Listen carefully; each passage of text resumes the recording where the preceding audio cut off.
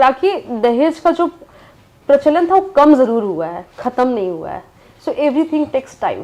पहले जितना ज़्यादा दहेज के लिए मतलब डाउरी डेथ के केसेस आते थे, उसमें बहुत ज़्यादा रिडक्शन है, बहुत रिड्यूस हुए हैं सच काइंड ऑफ केसेस। लेकिन हमने उसी का नाम दूसरा दे दिया। अब शायद दहेज तो अब भी दिया जा रहा है, गिफ्ट के नाम से दे देते हैं, किसी और नाम से दे देते हैं। ये खुलकर तब सामने आती है जब डिस्प्यूट अराइज होते हैं। जब तक डिस्प्यूट नहीं है तब तक सब कुछ ठीक है।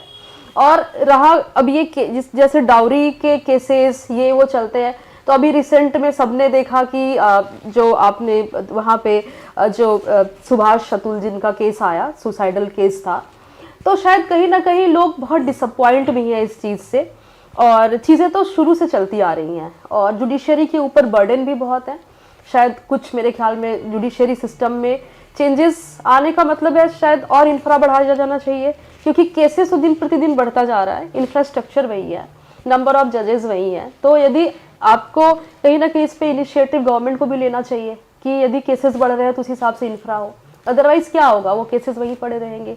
आज जैसे मैं देख रही थी, जो कि आज की डेट में बहुत वायरल है शायद, टेकी जिसने अपनी सुसाइड किया है, ही वॉज टेलिंग कि उसके ऊपर 9 केसेस थे, और उस 9 केसेस में वो every day he was getting harassed by the wife and the family of the wife as well. आप अतुल सुभाष की बात एग्जैक्टली। तो मैं यही कह रही हूँ कि मैंने अभी क्या बोला कि हमेशा फैमिली इंटरफेरेंस भी बहुत है इसके अंदर।